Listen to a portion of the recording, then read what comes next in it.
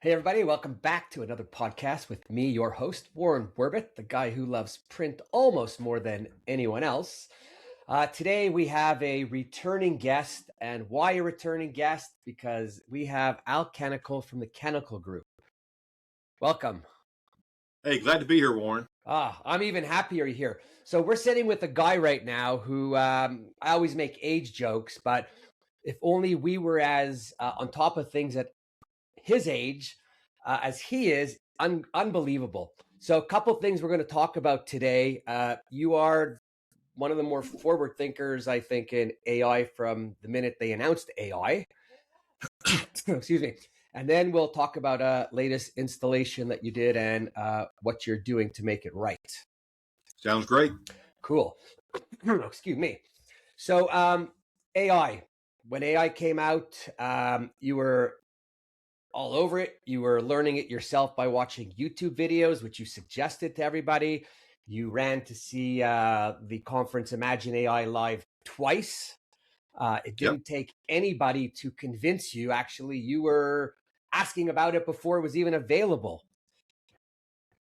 Why are you so into AI? You know, I was fortunate enough, I was at a meeting, probably in the early stages of AI, before the AI Imagine Alive conferences. It was actually an IPM meeting in Singapore. And they brought in somebody to speak about AI. And this was several years ago when it really wasn't mainstream. But I was listening to what the guys were talking about. We had somebody from like the head of marketing worldwide for HP was talking about how they were using AI. So I got sort of a wake-up call before really most everybody else did. And then I just started doing the YouTube videos, things like that. And, you know, it's like this. If you use something and it pays off, you keep using it. It's just like when I was learning how to be a sales guy, and I would watch Zig Ziglar videos or tapes. I'd go out and try it the very next day on sales calls. These things would work. So I said, man, I'm going to get more and more of these sales tapes and get better and better. And AI worked the same way. I got my toe in a little bit, did a few things. It worked. Then it just started making my life easier. Then it just got to a point where there was almost nothing AI couldn't help me be better at. So when it works, you do it. And I tell you, I think the people that are not using AI just haven't given it enough of a try to see what it could do for them. Because I can tell you stories, Warren, of things I'm doing with AI that would cost me thousands of dollars if I was using attorneys or CPAs. Okay, tell us stories. I like those stories. All right. First of all, let me say this. I may have mentioned this before, but I have an AI platform called Boodlebox, BOODLEBOX.ai. And I pay $20 a seat per month. With that, I get the paid version of ChatGPT, but I also get, hundreds of other apps and or other bots. So what I can do is, and first of all, it has also an information block. And in the information block, I can tell it everything about my company. I can constantly drop in information that, things about what equipment I have and all that. And instantly, all of the hundreds of bots that I'm accessing through Boodlebox have all the information on me. Everything about, the family, what our philosophy is. And I just keep adding stuff. Like I dropped in that I, got a new piece of equipment. And now when I talk to any of my bots, ChatGPT, Perplexity, whatever, they all have the background information. And, what I can do is I can ask Perplexity a question. If it's something that you need to have an AI search the internet, I usually use Perplexity or Gemini from Google. And, I'll ask it the question, and then I just click on the icon for the AI app, and I can change it to anything else. So I might go Perplexity, then I might go to Gemini, and I say, what do you think of the answer I just got? And then that bot jumps in the conversation. I don't have to retype the question. It just says, I think that's very good information, but I would add, and then it just puts more information out there. But I'll tell you one thing I did that was really interesting. And by the way, when you're with BoodleBox, you can put information like your financials into AI and it's secure. But I put in one of my, I guess it was probably my August P&L, and I said, I'm looking for some analysis. And I gave it, several, directions I wanted to go and what I wanted it to kind of look for. In 3 seconds, it gave me a report that if I had gone to my CPA and asked for the same thing, my CPA probably would have charged more than $5,000. It would have charged me at least $7,500, and it would have taken probably a week and a half, if not a month. And yeah, if not a month. And this took place in 3 seconds. So, I mean, it's just, I just would tell you, if you got anybody watching right now that really hasn't gotten all in, just do it. Just start playing around with it. Trust me, it'll pay off for you. So first of all, oh my God, 110%. Since it came out, it sits open on my desk actually. I have ChatGPT 5 because for work with a couple other people, but I also have, since the day we first spoke about it, BoodleBox, which is pretty amazing. My favorite thing on BoodleBox, by the way, is the prompt. Yeah. Right? Because that's everyone's biggest problem. If you don't know how to prompt or tell the story well enough, you don't get back you don't get back best information. The other thing is, someone once said to me, when you're using it and you produce something, when it's done, ask it, are you sure? And it kind of forces it to go back and rethink it, because when you put it in one bot to another, you get different answers and different responses. And then it makes you go, which one should I take, or which one's more accurate? But if you put them through all of them, it vets all the info, and then you pick the one you like. But So I'll give you a crazier thing with ChatGPT, and it's not print related, it's fishing related. We're out in crazy cold weather, end of November, and we're fishing at night in the boat. And my friend says, where do you think we should go? And I went, I don't know, it's freezing. We're good where we are. Like, we know the fish come through here. He went into chat and he said, we're fishing on this lake. This is the time of year. This is the temperature. And it somehow knew the lake and told us where about to go on the lake. That's amazing. Close to where the two currents are reaching, where there's a drop off, where the water's at 12 feet. And we were sitting there going, this is crazy, because in the world of fishing, we don't talk, to strangers about where we fish. Right. And if I do, I lie. And and I think the AI is going to take that away. But it's never mind. It was also, what lures should we use? And it recommended the lures for the weather and the time of year. Blown away. It's remarkable. I've got ChatGPT on my phone, and I can just hit the button, and if I'm driving down the road or whatever, I just verbally ask it questions and it answers me out loud. And it just, even simple things like, hey, my oil light just came on. This is the kind of car I got.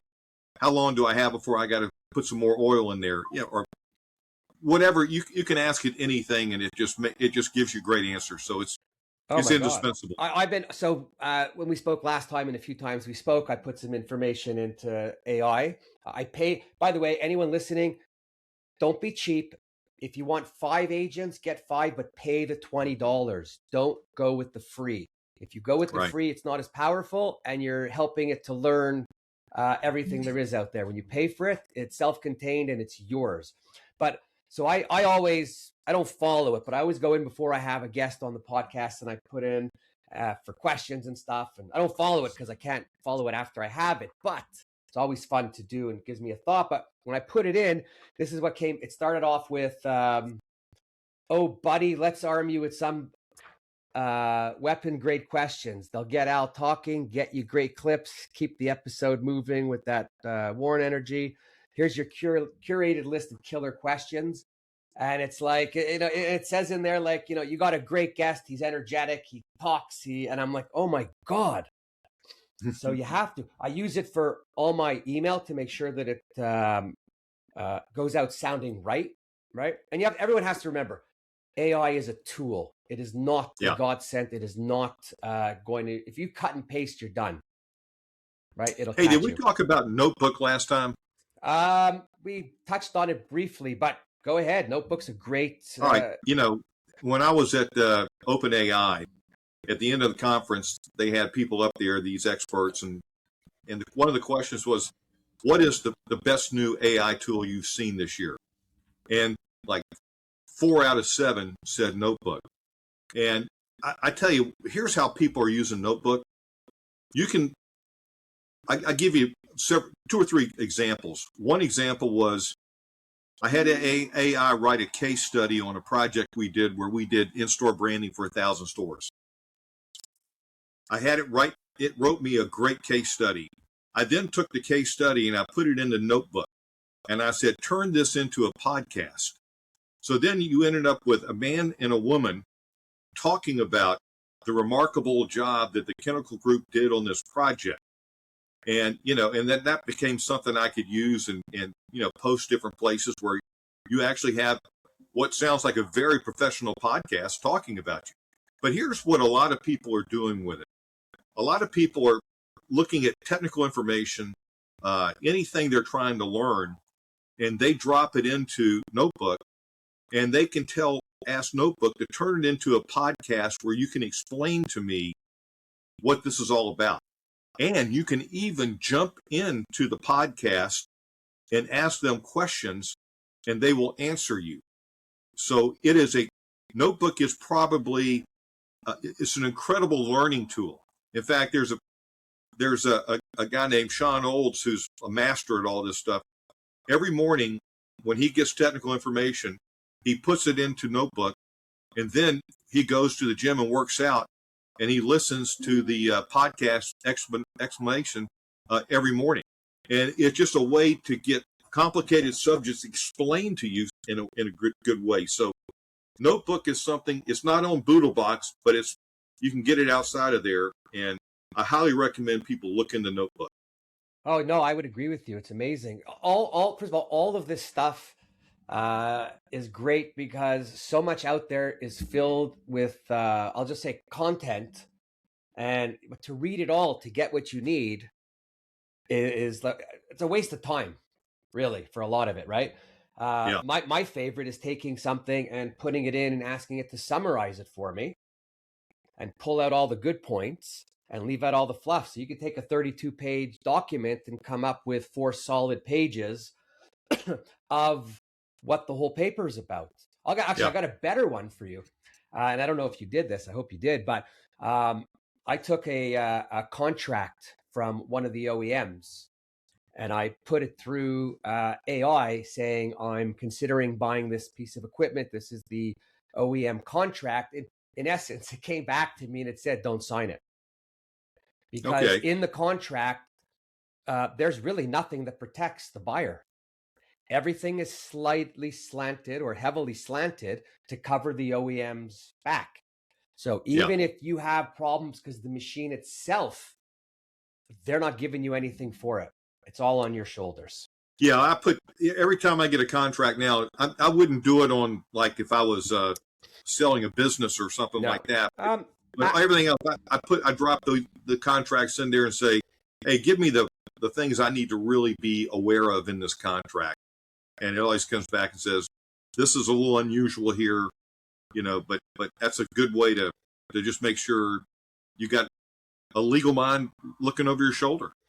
Well, I had first of all, you need an NDA. You could make your own. You could say $1,500. Yeah. Right. I had a proposal from someone I was looking at. I took it, I put it into chat, and in 7 seconds, because it said thinking on it, it came back, and I had prompted it to tell me what was good for me, what was bad for me, what I should look out for. What was the catch? And oh my God, it came back. It was unbelievable. And I was able to go back to the person with it to discuss those things. But I say $1,500 minimum, having the lawyer read it. Now, at the end of the day, I will end up back with the lawyer because it has to be penned and you want to be sure. But there's all that. There's the cost of him reading it. And then it's the time that you wait for legal to get back to you just because they're busy. Yeah. And we're not their, I'm not their priority. I don't know about some others. They might be, but I am certainly not.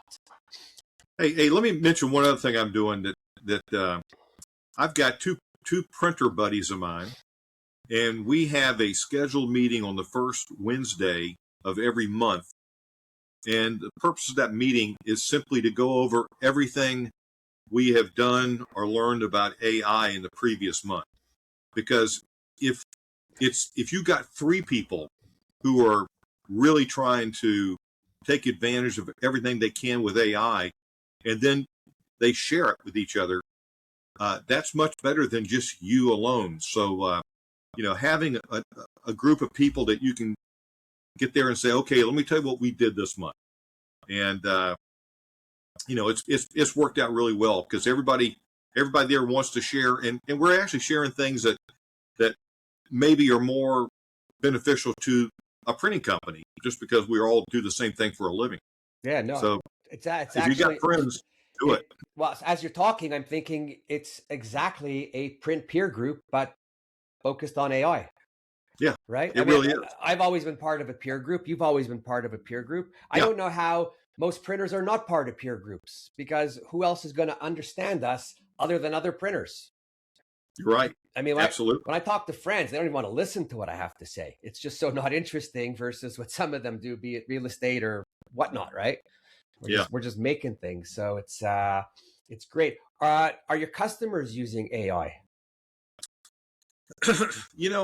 I don't really know. I would assume that the smart ones are, but we really don't have. I don't really have conversations with clients about AI unless they happen to be friends of mine as well. And then, I talk to anybody and everybody about AI because I'm trying to help folks out. But, in the course of everyday business, I'm sure some are. It's like anything else. There is a certain segment of the population that gets it and is using it. There's certain people that just hope it passes them by and they can get by without having to learn something new. And I feel sorry for those folks. Well, unfortunately, that's going to be probably one of their worst mistakes today. Yeah. I saw something yesterday that came out, a report that said that at the moment right now, about 11.3% of all jobs could be eliminated. Oh, right. Yeah.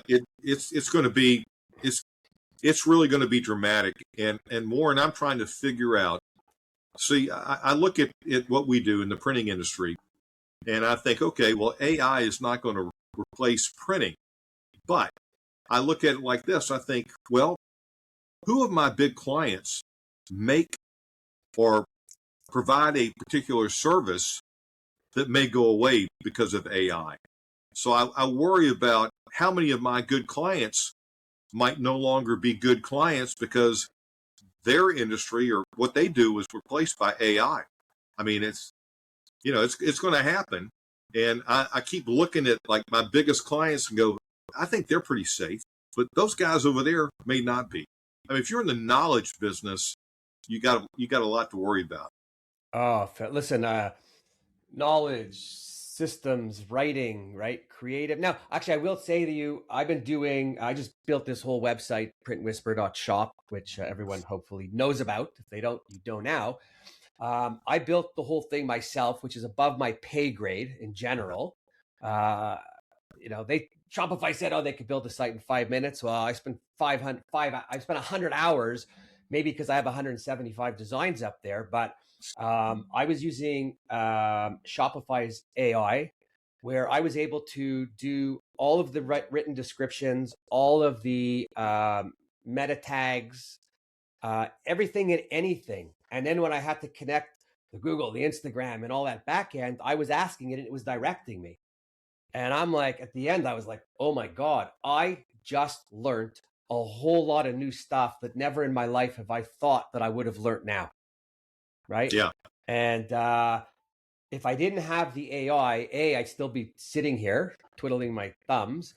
The writing of the 175 descriptions probably would have cost me $4,000 Yeah. and taken me forever, and probably would have had a lot more errors because I would have been responsible for proving it and reading it. And I'm not a proofreader. Yeah. So it Hey, just made it really let me, easy. looking at your shirt, I might want to transition into some embellishments, but I want to start with an AI story about it. Please do. So, we upgraded our equipment, and we now have the ability to do jet varnish, but also foil, and we could do it on a sheet that's a little over 20 inches by 40, Wow. which is significantly bigger than what I had when I had a MGI 3600. But when you look at what a lot of these companies put out that are selling these machines, they'll show you a picture of like a lizard, and they'll have multicolors all over it, or you see some crazy images that lend themselves to being to do foils and things like that with it that will really blow your mind. But in the stuff that printers print, we rarely have those types of images in our brochures. So what I did is I went to AI, I went to Perplexity, because once again it can look at the internet. It now knew what machine I had, and I said, I need to learn how to be able to take photographs of, like, we print for the marine industry, aircraft industry, the golf industry, hospitality. I say I got to be able to. I want to know how I can embellish photographs of, say, buildings, of the water, the sky, a plane flying through the air. And it gave me such intricate details on, like, for instance, in the water, it told me, like, where the waves are breaking, you might want to use a thicker coat of varnish, but behind that, a lighter coat of varnish, or, just the highlights. But it went into great detail. And so I sent that to my design team, and I said, let's work some of this stuff in. So we're back here right now, experimenting with all that kind of stuff. But I got to tell you, what AI told me was very detailed. It wasn't, you could try this, you could try that. No, it got into the weeds. And then I just changed clicked on the Perplexity app and changed it to Gemini, and I said, what do you have to add? And it added a few things. And then I switched over to ChatGPT, and I think ChatGPT looked and said, okay, all the technical information is already been there. So it got into more of how to market it kind of stuff. So it jumped into the conversation, and so I ended up with I don't know, 6-7 pages of information, and I come in on Saturdays to do that kind of stuff, and I left the office on Saturday with the feeling that I could not wait till Monday. Oh my gosh. That, by the way, that happens to me all the time. I sit down, I just start a couple little things, and then I get excited, and I'm like, oh my God, I didn't even think of that. And then I'm like, oh my God, I'm supposed to be at dinner an hour ago. Shit. Right? Yeah. It doesn't end. I have the same thing, Gemini, in the car. I ask it a fishing question, and I'm driving somewhere in 45 minutes. I'm conversing with Gemini, and my phone's ringing. Screw that. I'm having a better conversation. I'll tell you this, Warren. We've all been through a lot in the last 5 years with COVID, supply chain crisis, and I can tell you that during the COVID and the supply chain crisis years, I really wasn't having that much fun. It was sort of like, just managing a disaster. I'm instead of having $100,000 of paper on my floor, I now had to have 750,000 because if something became available, I just felt like I had to buy it, and that wasn't fun. But with the advent of our high-speed inkjet, and then working in conjunction with embellishments, but then our major upgrade in embellishments, I'm having a tremendous amount of fun. I mean, I don't say, gee, I wish it was Friday. I go, hey, it's only Thursday. I got another whole day. I mean, because we're back. I mean, right now we're back there doing all sorts of testing, running experimental jobs, things like that. And I've really had an epiphany, and I'm just having a blast. And what we've done is we said everything has to happen. All the stuff, the promotional material we're going to put in the mail, our client list, everything has to hit the client's desk on January the 5th, which is the first work day in the new year, basically the first Monday of the new year. And we are just pushing, and we are going into 2026 with a tremendous amount of optimism and excitement. I'm sitting here, my cheeks are hurting. They're hurting because I'm holding them together and I'm smiling. It is so exciting to hear you talk like that with your excitement on your side and your drive to want to get this done, because it seems like you've been given a new life in print, right? And you've seen a lot. You guys are fourth generation print company now. So you've seen, if I go back and talk about Ruby Lipton stripping, young people might think, I shouldn't be talking about that on the air. But, we've seen a lot of stuff. And then to see people on the top end of our industry, to want to just dive in and go. Everyone should be watching this podcast when it comes out. Every owner should watch it, because then you could see and listen to the excitement. And people, if you have owners that don't seem so excited and you're listening, you should have them watch this, because they should be this excited for you. Your employees, as the team leader, your employees must be super stoked that they got a guy like you who just keeps buying new stuff, new technology, and you're not just buying it and walking away. You are in it and on it and working with them. Hey, we were back there today running some tests. And really, when I say test, we're taking jobs, either current live jobs or jobs that we have run in the past that we think might lend themselves to some pretty good embellishments. And we're back there. And what's fantastic about our equipment now is we can experiment on the fly. Meaning, if we're running a job, I would say, let's put this in gold, and let's varnish this, and let's do that. And you don't have to go back to the prep department. My operator can make those changes right there. So when we say, let's try this, I don't have to wait until tomorrow to see what it looked like. I'll know what it looked like in 10 minutes. But what was happening is that several other people in the company were back there, and they kept popping in to see what was going to pop, we were going to do next. And everybody was there excited about seeing this. I had, one of my guy that runs my bindery, he said to me, wait till the people out there understand you got this piece of equipment. I mean, they're looking at it going, holy cow. But yeah, it's an exciting time, and everybody's back there gathered around, just marveling at what we can do. So we're all having a good time. I think going into 2026 with excitement is off the charts. You said it. We have had the last 5 years have been rough. There's people who mentally haven't even recovered from COVID, from either working alone or just everything we went through. And then the last year of tariffs and everybody's own grievances and aggravations at home. Life is pretty heavy these days in general, for the majority of people, right? Yeah. So the excitement and all that, oh my God. I wish there was more companies going into the new year like that. So I've got a bunch of questions. Okay. ask what you want, answer what you want, don't answer what you don't want.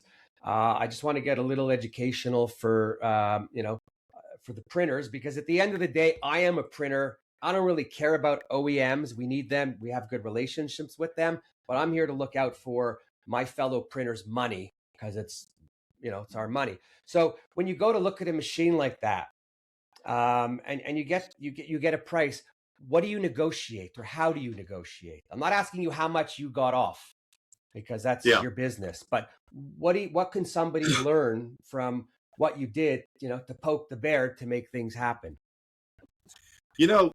When I was, so I had, this was a kind of how I got into this. All right. So when I first bought my KM1, Konica Minolta made me a deal I couldn't refuse on the 3600 MGI. All right. They both came in together, and but my focus was really much more on the KM1 than the MGI. All right. And I want to touch on that again in a minute. But when we're talking about negotiating, so what I tried to do was I tried to get Konica to upgrade my MGI. I wanted to add iFoil to it, but understand this machine only has a width of 14 inches, the one I had back there. And what ended up happening, and actually I asked them for a price, and I said, look, because I've helped them sell some machines and stuff, and I to upgrade to the foil, I tried to get them down, and I just couldn't really make anything happen there. All right, but a friend of mine who had just sold his business, and he sold he's in a big city in the South. He sold his company, and he sold all the equipment and everything else, with the exception, and I'll say it's an MGI, with the exception of that. And he called me up and said, hey, I've sold my business, and I'd like to sell this. And at first I didn't call him back, honestly, because I was just really busy at the time. Only because you call everybody back. Yeah, I do call him back. But so then he called and left another message, and then I called him back, and so I really bought it from him and not an OEM. And, he gave me a really good deal. And now I look back and I think, what was I thinking not calling this guy back the very second he called me the first time? Because this is one of the more game-changing pieces of equipment I've ever brought in. But, I'm negotiating on a few things right now. I'm looking to get a new inserter. We picked up a lot more mailing business, so I got to upgrade there. And, I'm not going to tell you that I have any better way of negotiating. What I'll say is they'll give me a price, and I'll say, well, how about this? And I just go once, because I'm not really going to, I'm not one of these guys that's going to beat everybody up on the price, because, I don't want my customers to do that with me either. Right. I know. I believe so. I really don't get into the weeds of negotiating, because you get right down to it. And by the way, when I buy a piece of equipment, if I'm not going to pay cash for it, if I'm going to finance it, I don't know how it is in Canada, but let me tell you how it is in the U.S. I can, when I bought my KM1, I leased it through Konica Minolta's leasing group. No one even asked me for a financial statement.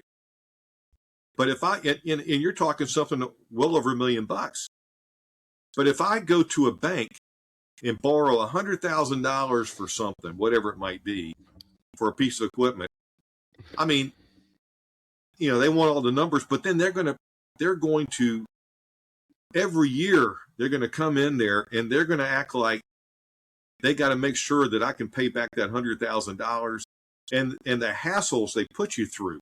So almost all of us now, if I like with this with this inserter I'm going to be buying, I will lease that through the company that's selling it to me. Not going to screw around with banks. So I guess going back to, maybe I'm rambling a bit here, but we don't really beat people up. We expect them to give us a pretty good price. I might go back with one counter, but never. I'm not going to. Whatever they come back with, I usually take it almost 100% of the time. Okay, well, you didn't answer that question well for me.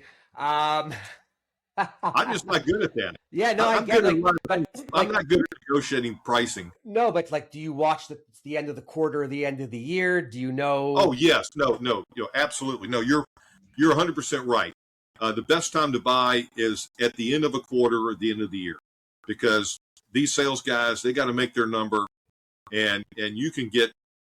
I mean, I would say if you're buying at the end of the year or the end of the quarter, you might get an extra 10 to 15% off because they want to make the deal, and they'll tell you.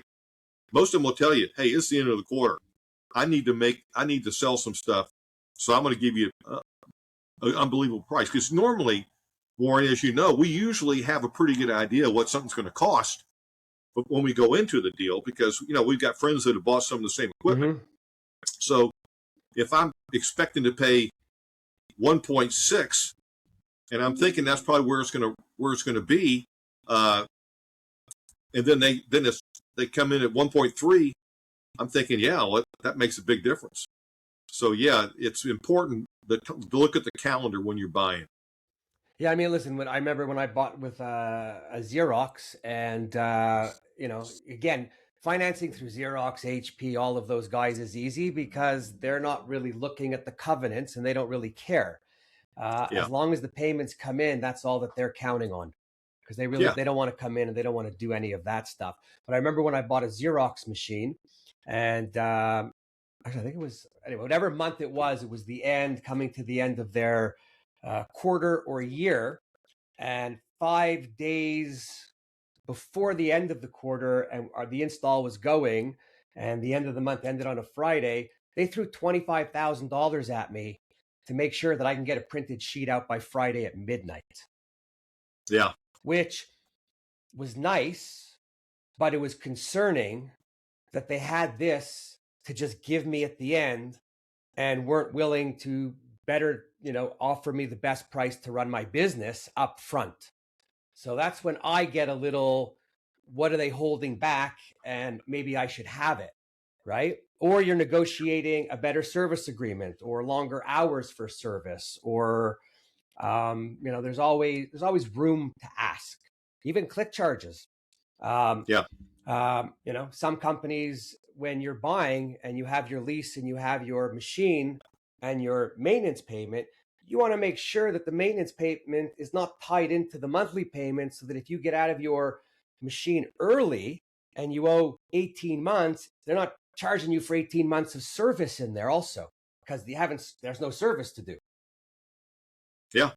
So, because when we sign something, we're in for 4, 5, 6 years. Yeah, absolutely. And chances are the person you're dealing with will be somewhere in another company. Hey, and speaking of buying equipment, Warren, I'm going to make an offer to your audience.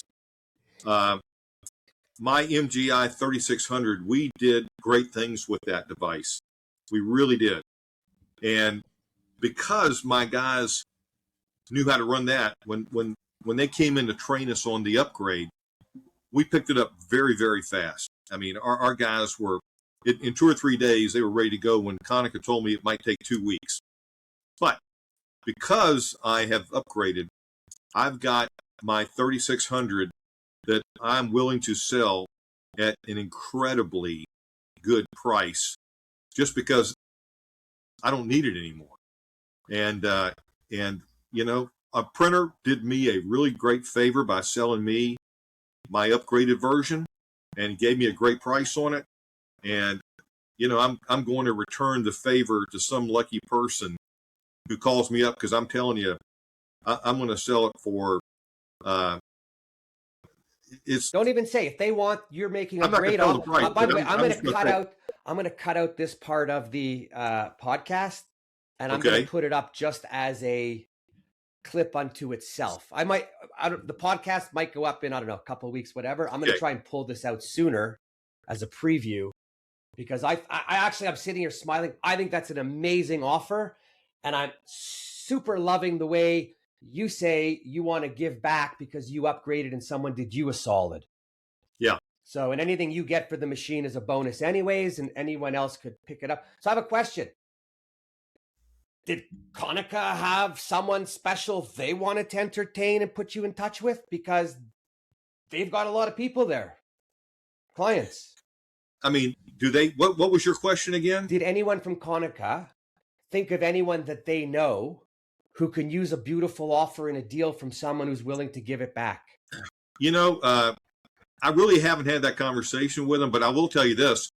Konica brings printers to me on a very, very regular basis for me to tell them what I think of the machine, stuff like that. So I'm working with Konica and all their prospects. Great.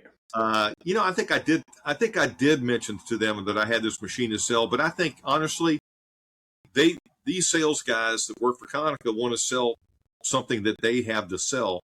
They're not they probably look at me as a competitor out there because I'm willing to sell something. But I'll say this: the 3 years we had that 3600, we learned a lot. And had we not had that as a starter, we would not be doing anywhere as near as well with the new machine as we would have been. So if nothing else, my advice to printers out there, you better dip your toe, at least get into some embellishments, because you're probably going to find yourself in a very difficult position competitive wise if you don't have it and your competition does. Oh, I agree. And to the Konica salespeople, I just want to tell you, as a printer, it's not always about your commission, but if you brought me something like this with an offer that allowed me to learn at a fair, better price, and I mastered it, well, the upgrade after would be well worth your little time that you spend with us. I think some of these salespeople have to get off their, and I'm not just saying Konica, all of them need to get off their ass and not just look for that big payday. Because we as print salespeople, we're pounding the pavement all the time, doing what we have to. Jobs are small. We hope they get big. Like, the old days are over. So if you're a legend OEM salesperson, maybe you got to go onto AI and ask the question, how do I sharpen it up and make it better to compete with the younger folks on the street? Right? Yeah. You know, that's good advice. But I do want to just say that as far as the Konica guys go, I've worked so closely with so many of them for so long now. They're a great bunch of guys, and you know, you're right. They should probably be thinking a little differently, but they're a good bunch of folks to work with. By the way, just so that no one gets me wrong, there's a lot of amazing people to work with in the industry, but as a printer, I could only be concerned for my company because none of the people I dealt with had any skin in the game.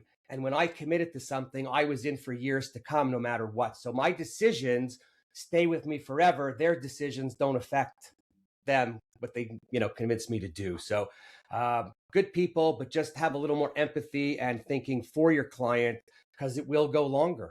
How do you keep your customers for 10 and 20 and 30 years? You're honest with them, you work for them, you're straight, and you put in whatever time you have to make it right. Absolutely. Right. It's that simple. It's so what kind of samples would you tell us are you kind of doing to give to your customers? Because that's the other thing that a lot of printers don't do. I used to do it all the time, but is to keep those samples flowing, because you're showing them what you're doing, but subconsciously you're in front of them and they might not even think that you're there all the time because you're not asking them for quotes, but when something comes up, they think of you right away. Yeah, I tell you, it's interesting. We did when we first got into the embellishments with the 3600, we didn't have the foil, we just had the varnish. And we got a bunch of photographs that came from MGI.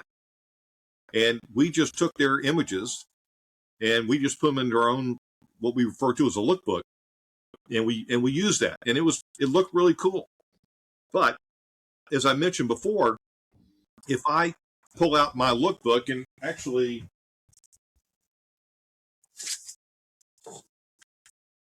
I've got one right here, you you get pictures like this, all right? One, you can't really see the embellishments because, this varnish is at an angle. But I don't really print things like that for my customers. So yeah, this lends itself to embellishments, but it's not something we do. I don't print a whole lot of elephant pictures. Right. So what we're doing this time around is as I mentioned before, we're taking photographs, and AI gave us a lot of good advice. Like, we do a lot of high-end real estate brochures. Take maybe the edge of the building and have that be a silver foil on the edge.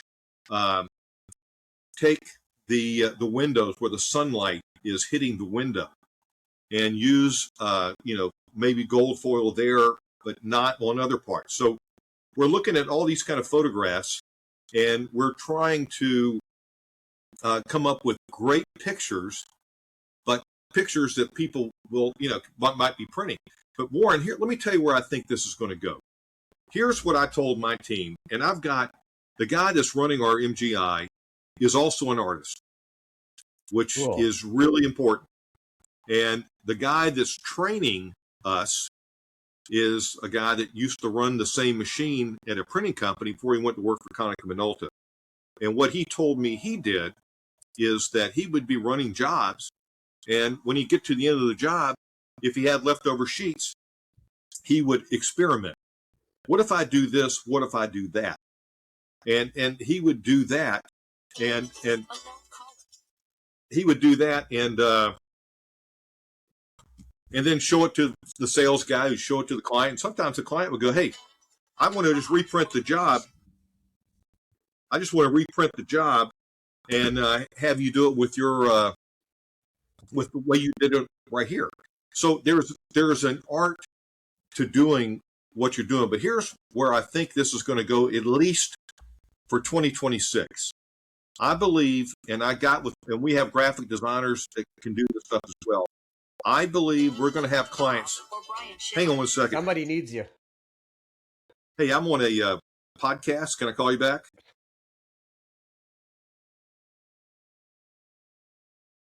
Okay, thanks. Bye.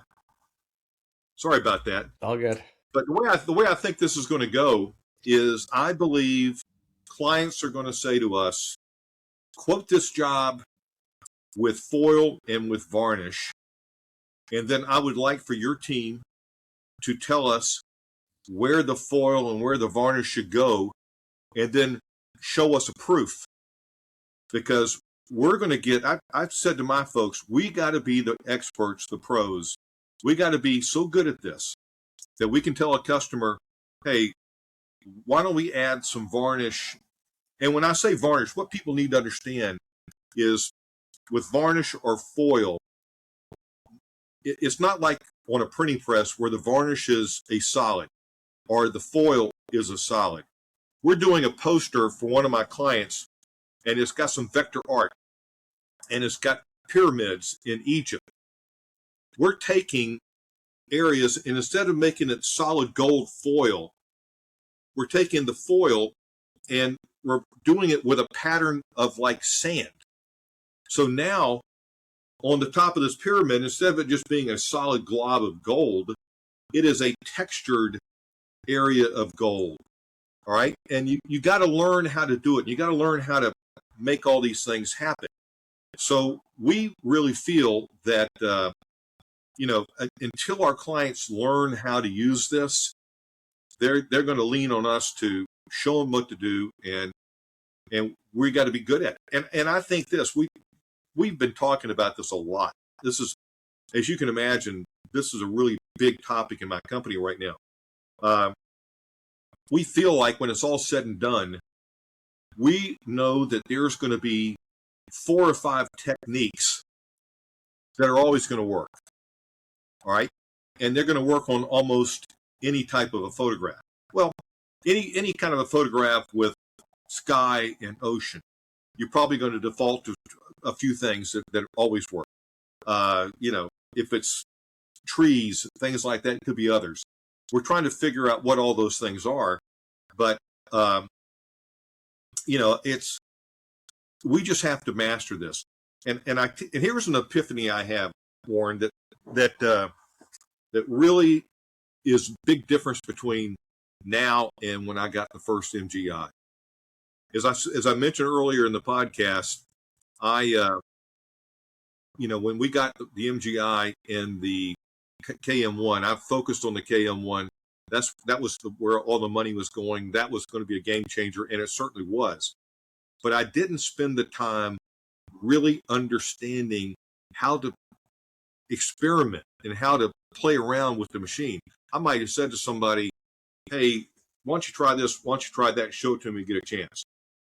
But this time around, I'm back there and we're experimenting and we're trying things and we're doing, it's to a point where I'm becoming, I believe, very much an expert in embellishments. Well, I believe it.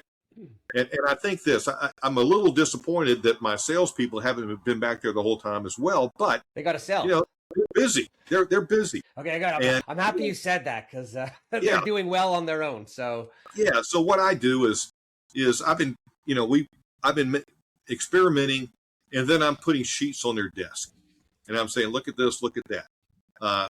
But I would tell you, if you are a owner of a company and you're going to invest in this technology, I think it's imperative that you be the one to go back there, spend hours and hours learning what this thing can do, becoming an expert, and then I'll probably end up being a consultant for my sales team and for their customers. But I've been back there, and I tell you what, when this podcast is over, we had several jobs that we're printing right now. That some are live, some are not live. I can't wait to get back there because we've already talked about what we're going to do, and I can't wait to see if it's going to be as good as I thought it was going to be. Oh, yeah. So actually, you said you go back there a lot. You do some experimenting. You made a suggestion for every owner. I'm going to reiterate to every owner, you need to lead everything you do, not just the equipment, not just the embellishment, the marketing, the sales. If you're present, your team will follow. If you are not present, do not expect them to succeed without you. It's unfair of you to put that on them because they look up to you. I mean, when we used to install equipment, I was sitting down there all the time. I always had a blast. When we installed our 56-inch press, I was walking around. I was walking on this. I was walking on that. They were telling me, don't touch that. I was touching it. I mean, it was mine, but you didn't want to break anything. Yeah. So no, you have to. So question, when you're running people's jobs, are you experimenting on their jobs after so that you could then go back and show them different techniques that you did on the piece that you printed? Did that on 3 pieces this morning. Wow. And they're going to say to me, the customer after must be blown live, away. These were live jobs. These were live jobs. Ooh. And there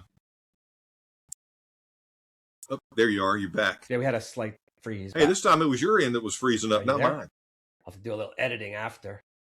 Okay. Yeah. All right, but yeah, so there were 3 live jobs, and we ran the jobs, and we're delivering them the way they were supposed to be done. All right, but we kept copies, and one of them was one was a Christmas tree, an abstract Christmas tree that had some ornaments and stuff, and we played around with that for a long time because less is more in embellishments, and the first things we tried didn't look that good. But what's going to happen is we're going to deliver these samples with the job. And they're going to say, why didn't you tell us you could do this? And we're going to say, hey, we didn't run a live job until yesterday. So, we're still, in fact, we're finalizing our estimating system on foil right now. And so we really weren't in a position to sell it, but now we are. Yeah. Warren, you need to upgrade your computer. I don't know what it is, but I think it records in Riverside anyways. So offline and then it puts together. So we'll check it out. But yeah. Yeah, no, it's yeah, lots of opportunity, and for customers, I think it's the best way for them to see. And what a great response. Well, we didn't know because we just tested it when we saw your design, but which Yeah, means that hopefully the next time they're working with designers, they're going to call you and say, "Hey, could we look and discuss? How far can we take this?" yeah, Wow, wow, yeah. man, it's so And I tell exciting. you Yeah. what we know today, hopefully, will be a fraction of what we know this time next week. I mean, Oh, we are so back into this thing, trying to really understand it. That is, I sit here right now thinking, hey, I got a pretty good handle on this, and I bet you in a month I'll go, boy, you really did have a good handle, but nothing like what you got right now. And well, we're that's we're happening. going to be masters. That's happening to you guys every step of the way, every day from the minute you started with the 3600, Yeah. right? Hey, let me go back to one thing you said, Warren, because I want to give you an example of why it's so true. When you talk about how the owner has to be taking the lead, many years ago, back in the mid to late '90s, uh, we were trying to become as good a company as we could possibly be. I had a consultant I was working with. This is back when everybody was talking about total quality management, Mm. TQM. Well, this guy, after I talked to him, he actually, this guy had worked. He had hired Edwards Deming as a consultant for him when he was at Kimberly Clark. So he told me, I think we should do ISO 9000 because it's something that, unlike TQM, which was just a broad thing, ISO was something you could identify and do. Well, I led the charge on that and was in there deep, and it worked great for us. In fact, it was the biggest competitive advantage I did, up until that point in my career. I mean, we really all of a sudden were significantly better than the competition. But I decided I was going to help other printers, and since I had already written my team had already created all the documents, the procedures, everything that a printing company could take a look at that, and they could probably get pretty good pretty quick. So I actually consulted for a while doing this. And I did 3 consulting jobs, and in all 3 of them, the owner was nowhere to be seen. They had me passed off to a plant manager. And the plant manager, when he was trying to make people change, they're looking at him like, I'm not doing that. The owner, they can't say that to the owner. But I will tell you that all 3 of those people attempting to put ISO 9000 in by not being involved themselves, the owner wasn't involved. He was just going to hand it off. It was all, they all failed. And I got to a point where I said, look, if you're not going to be involved, I'm not going to waste my time even going to see you. So never underestimate the power of the guy who's the owner or whoever the president is. That guy has to be the one saying, this is important. We're going to master this. Because remember, people don't really like change. They prefer not to change. They prefer not to have to learn something new. And so if you're not all in, you're as the owner, don't expect your other people to be all in. I've been saying that for 20 years when I've been watching, different meetings go on in different places.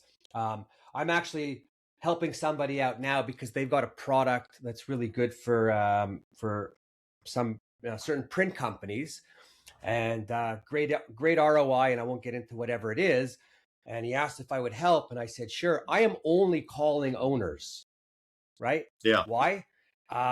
Because I start at the top. Now, if the owner, after I explain what it is, wants to send me to his general manager, vice president, whatever, no problem. But I'm there to discuss money and savings with him. And if the guy doesn't want to talk to me, I don't feel I should be talking to the person below about big dollars and savings, because down below they don't think about money the same way, yeah, right? So, yeah. and that's why you are the owner, to be in charge. So you should definitely start everything. And being the owner, you have the opportunity to pass it down once you're good with it. Another thing that I think is important for owners to be able to do is to be able to sell. I was in a peer group with a lot of printers, and there was a couple of guys that really didn't like to sell and weren't very good at it. And they didn't do anywhere near as well as the rest of us. Because if you can't sell your way out of a problem, then and you got to depend on somebody else to do that, then I think you're in a precarious position. And I'll tell you, the guys that were doing in my peer groups that couldn't sell, didn't want to deal with customers, those companies, they either eventually went out of business or they sold and or their away. margins were. Listen, if you're an owner and you're not into selling, and that's cool because maybe you've done it earlier and you've got to the point, but if you're an owner, you need a multi-level sell. You need to go with your salespeople to all your biggest clients and make sure that they know you. And when you're there, you got to make sure you know the person above the person you're dealing with, because owner to owner is a different kind of conversation. If anything happens down the road where the person that you're dealing with leaves, as the owner, you get the call above and speak to someone. And when above puts you in touch with someone, the person they're putting in touch with, the person that they're putting in touch with you, or the replacement, isn't going to be so quick to go out and try and bring in their own people when it's coming from the top, like the owner. Yeah. It's a psychological game. It's a knowing. The other thing is, if you're an owner, you got to go visit your customers because you want to know what your salespeople are doing. You'll be surprised how many of your salespeople aren't selling all the services that you have. But anyways, I'm not here to go south on this episode. But it's just important if you're an owner and you're not a 500 person company, you got to be involved. Yeah. Hey, let me share one other thing, because this was a really eye-opening thing for a lot of people in my peer group. So I came along in this business. I started out in sales. I've never run a piece of paper through a printing press. I don't know how to put a plate on a press. I don't know how to do any of that stuff. Me neither. Okay. But I was a sales guy. And when I joined the company was very much production driven, where if you asked, hey, how fast can I get this turned around? It was always 2 weeks. And I'm thinking, what is this? If I get this done quick, I can win a new client. But there's some companies that production runs it, and they view salespeople as sort of a pain in the neck. All right. There's other companies that sales runs the company and production must go along. So when I was in a peer group with we had like 12 guys, and one of the guys was really, really smart, and he ended up selling his business for a tremendous amount of money. And he was like E.F. Hutton. Whenever he spoke at the peer meeting, I always listened because there was something good he was going to say. But one thing he did, and as you know, in peer groups, everybody shares their P&Ls and things like that. He went around the room and he said, I want you to tell me, do you think you are a sales-driven or a production-driven company? And we all went around the room. And then he said, because everybody knows what everybody else was doing profit and loss-wise, he said, did anybody notice that all the sales-driven companies are making significantly more money than the production-driven companies? Interesting. And honestly, we had never really had that conversation, but it was a fact. There was 4 or 5 of us that were totally sales-driven, and we were making, 2 or 3 times the profit percentage that the other guys were, and they just had the wrong attitude. And I ended up having to basically fire a lot of my production folks who just couldn't buy into sales runs the show. Legends in their own mind, stuck in their old ways. It's a new world. Yeah. Listen, I mean, I remember having a conversation with a guy who's still with me today, and he's good, but he was giving salespeople a hard time, when they were trying to get stuff done. And finally, I went to the guy and I said, look, you need to understand something. Sales runs the show here, and you're becoming quite an impediment to sales. So either you're going to get on board or you got to leave, but you're not going to be able to stay here if your job is to put salespeople in their place. And he got over that quick. In fact, it was interesting. We were doing a big job. We have a production meeting in the morning, and we were doing this client of ours. I said in the meeting, hey, this customer wants, it was a big customer, that they need to have, we're going to print 15,000 24-page, 8.5 by 11 magazines for them. We're going to get the files on Tuesday. We got to deliver at least 5,000 on Friday. And this guy was shaking his head. And I said, hey, I see you're shaking your head. Why are you shaking your head? He said, I think they're taking advantage of us. I said, really? How are they taking advantage of us? He said, nobody else would do this for them. I said, nobody else would do it? He goes, nobody else would do that. I said, okay, well, who are we bidding against? We weren't bidding against anybody. You don't have to, if you're doing stuff where you're always putting the customer first, you don't have to be the cheapest guy out there. You know, people are going to pay more if they know you're always going to come through, and if they ask for what some people might consider a ridiculous turnaround. Yeah, you're right. Exactly.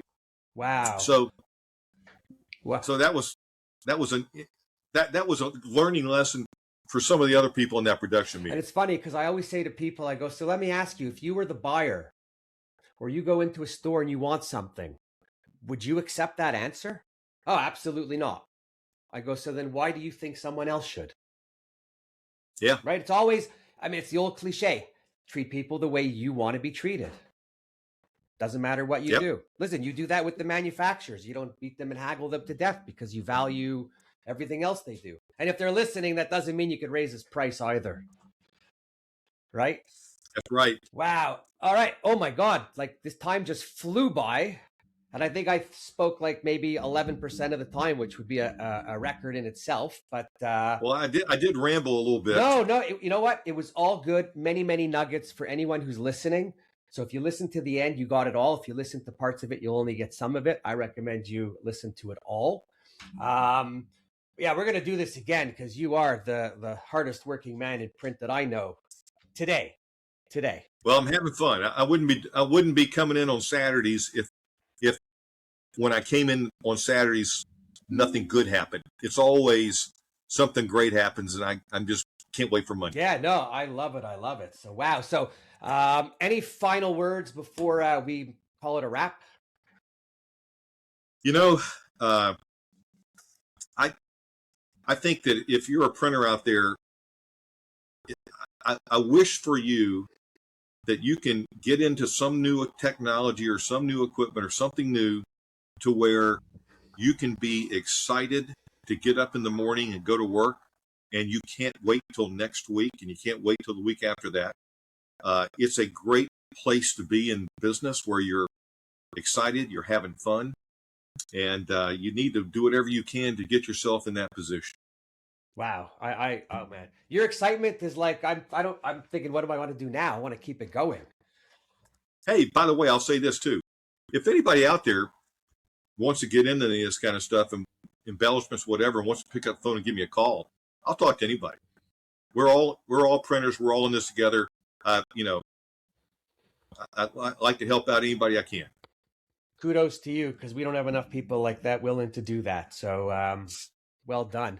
All right. So again, thank you so much for this wealth of information. We will continue to tap your brain for more information as you go, because I think it's really good, and we need more people that are open like that within the industry. To everybody listening, if you didn't make it to the end of this one, your loss. If you made it to the end, go tell people that are into embellishment and learning and AI that they should listen to this one, because Al just has so much stuff that's all good and tips that you could pick up and things you should do. For everybody else, again, you want to be on the show, let me know. If you've got something you want to know about, let me know. I'll find out, I'll research it, I'll do it.